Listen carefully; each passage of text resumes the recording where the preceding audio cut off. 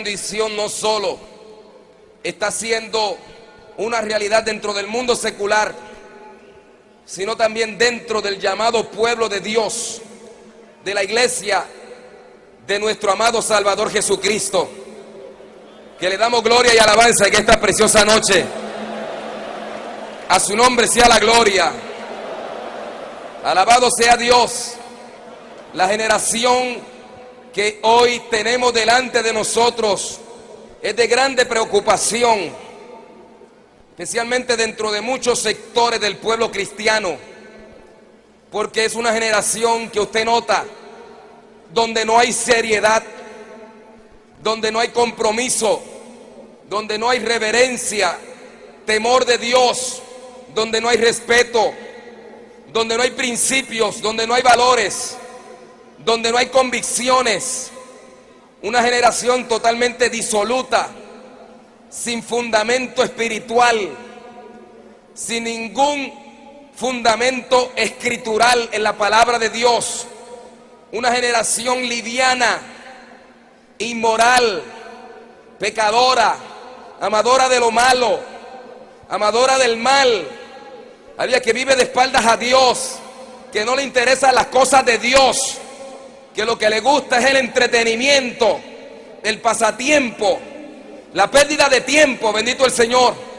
Y así usted ve esa generación que se está levantando dentro de las iglesias, dentro de las congregaciones, gente que no tienen solidez espiritual, que no tienen vida espiritual, que son personas carentes de una relación genuina con Dios, que simplemente vienen a llenar un lugar dentro de la iglesia, pero no en el reino de Dios. Bendito el nombre del Señor.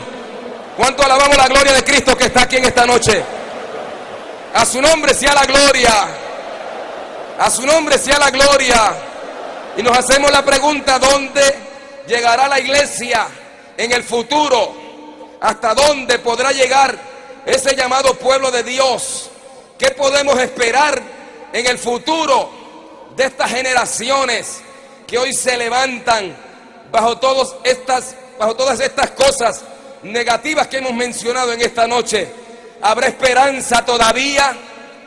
¿Habrá, aleluya, la más mínima fe en esta hora de que el nombre de Dios todavía pueda ser puesto en alto, que la obra de Dios continúe hacia adelante, que el poder de Dios se siga manifestando, que el Espíritu Santo se siga derramando? Gloria al nombre del Señor. ¿Habrá fe? ¿Habrá esperanza todavía? Aleluya. ¿Cuántos podemos alabar a Cristo en esta preciosa noche? A su nombre sea la gloria. A su nombre sea la gloria. Los días que le tocó vivir a Ezequiel, este profeta de Dios, que cuando usted lee el libro, en el capítulo 1 se da cuenta que también era de línea sacerdotal. Era sacerdote, pero también profeta de Dios. Y Dios le plació utilizarlo dentro de su ministerio sacerdotal, no exclusivamente, sino también como profeta de Dios, como proclamador de un mensaje de Dios para el pueblo. Y le tocó vivir en unos días muy difíciles, como a nosotros nos ha tocado vivir en nuestros días. Aleluya. Los días de Ezequiel fueron días negros.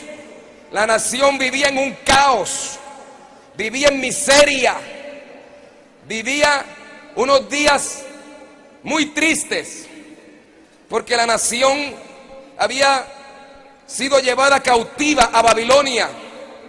Por muchos años Dios levantó profetas, hombres de Dios llenos del Espíritu Santo, para advertirle al pueblo de su alejamiento de Dios, de vivir de espaldas a Dios, pero ellos no escucharon la voz de Dios. Y primero sucumbió el reino del norte, Israel, con Samaria como capital, en el año 722 antes de Cristo. Aleluya. Asiria tomó posesión del reino del norte y quedó como bastión todavía el reino del sur, Judá y Jerusalén con su capital, como su capital, alabado sea Dios, todavía Dios tenía un bastión allí, el cual el enemigo muchas veces intentó tomarlo, pero no pudo, gloria al nombre del Señor, porque Dios estaba dándole oportunidades de que se arrepintieran, de que se volvieran de la idolatría, del pecado, de la disolución, pero ellos no escucharon la voz de Dios. Dios levantó un sinnúmero de profetas, aleluya, y el último de ellos que quedó en Jerusalén fue Jeremías, con una voz de advertencia profética sobre el gran mal, la grande maldad que prevalecía en el pueblo, y que si no se arrepentían sufrirían las consecuencias de su pecado, porque la paga del pecado es muerte, dice la palabra, gloria al nombre del Señor. Pero más la dádiva de Dios es vida eterna en Cristo Jesús, Señor nuestro. ¿Cuántos tenemos vida eterna en Cristo en esta preciosa noche? Ellos no escucharon, ellos se mantuvieron en su posición y Dios no tuvo otra alternativa que ese último bastión de Dios, aleluya, ponerlo en manos de sus enemigos, los babilonios. Es cuando Nabucodonosor entonces invade el territorio de Israel y toma cautivo al pueblo y lo lleva a Babilonia. En medio de la cautividad fue que Dios levantó a este profeta de Dios, este joven profeta de Dios. El diablo siempre trabajará para silenciar las voces que Dios ha levantado, aleluya, como advertencia, no solo para el pueblo impío, sino también para su pueblo, para su iglesia, para su amada, para su elegida, para su escogida, aleluya. Dios tiene hombres con un mensaje profético, aleluya, en este tiempo para su iglesia, para su obra, aleluya, y esa obra está aquí representada en esta preciosa noche. ¿Cuánto le damos la gloria a Dios en esta preciosa noche? A su nombre sea la gloria. El enemigo había trabajado, muchos profetas habían pasado, y por otro lado muchos sacerdotes habían sucumbido ante Dios, ministerialmente hablando. Profetas se habían convertido en asalariados de los días de Jeremías y en los días de Ezequiel también. El ministerio, aleluya, estaba en descrédito. El ministerio estaba en desprestigio. El ministerio estaba en afrenta.